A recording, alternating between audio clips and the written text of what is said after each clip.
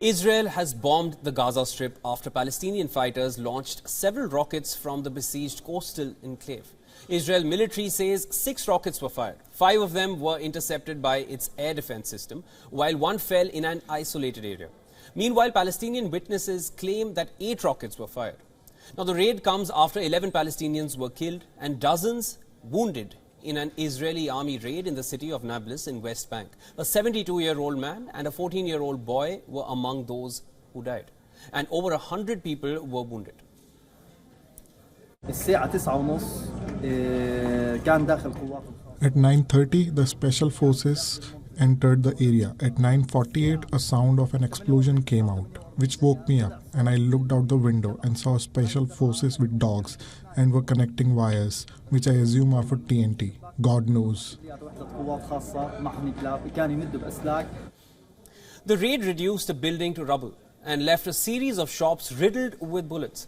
Many parked cars were crushed as well, and blood stained the cement ruins. The Israeli military justified the raid, saying many rebels were taking shelter in the house that was targeted. There were no Israeli casualties.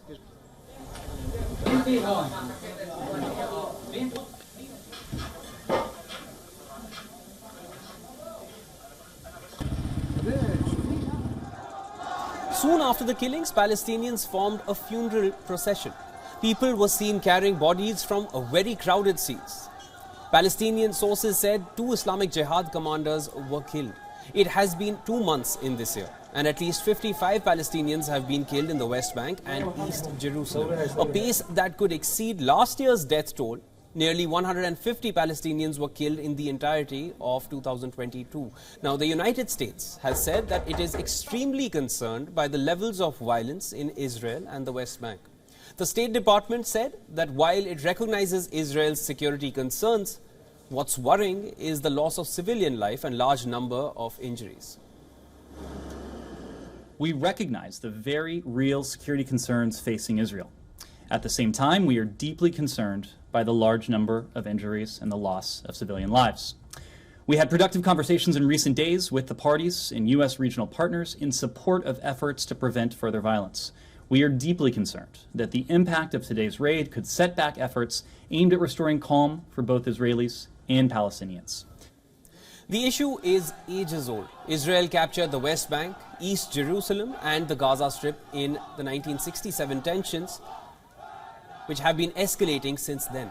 Palestinians have been seeking for an independent state, something Israel is staunchly against.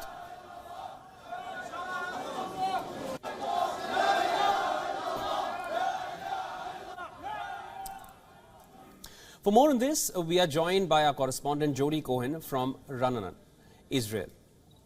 Jody, we've seen gun battles, rockets and strikes. What more can you tell us? How long will this tit for tat go on? That is the question. Good morning. So actually in the latest breaking news, we're hearing that a stabbing attack has been foiled in the Israeli city of Ma'ale Adumim. That follows the Israeli strike against the Hamas weapons workshop and a military site early Thursday. That came in response to 6 rockets fired from Gaza into the southern Israeli city of Ashkelon and the town of Sderot. Israel intercepted 5 of those rockets and 1 fell in an uninhabited area. And that appeared to be in response to the Israeli operation in Nablus on Wednesday, where 11 people were killed, including 6 said by the Lion's Den group to be their operatives, and 1 said by Palestinian Islamic Jihad to be their commander. Now, more than 100 injured, as you said. The Palestinian Authority have called this a massacre. The Israel Defense Forces say that they went in to arrest senior members from the Lion's Den terror group in a hideout apartment accused of shootings.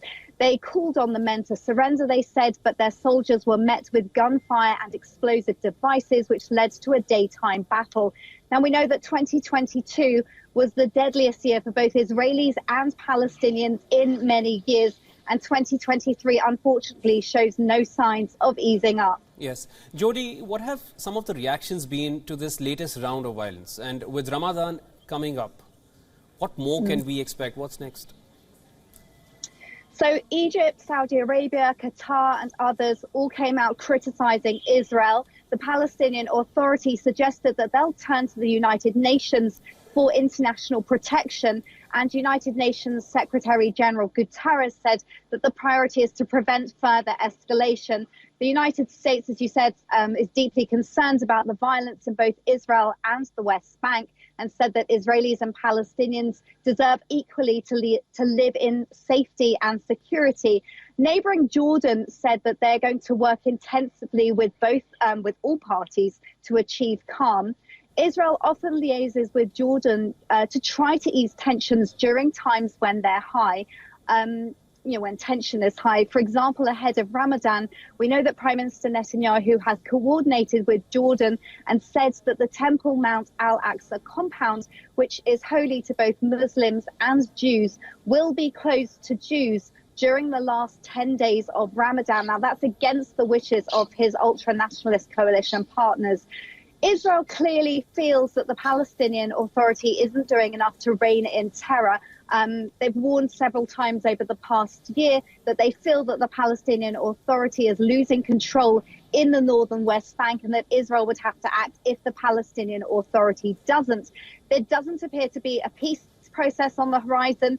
Netanyahu has said he believes that the best way to reach peace ultimately with the Palestinians is by expanding the Abraham Accords, in particular with Saudi Arabia, which is often seen as the leader of the Arab world. The Palestinians are against that strategy and are turning to international bodies for recognition instead of negotiating directly with Israel. So it remains to be seen in the short term and the long term how this will develop. Thank you for all those updates, Jody. Let's hope tensions are calmed soon. Thank you.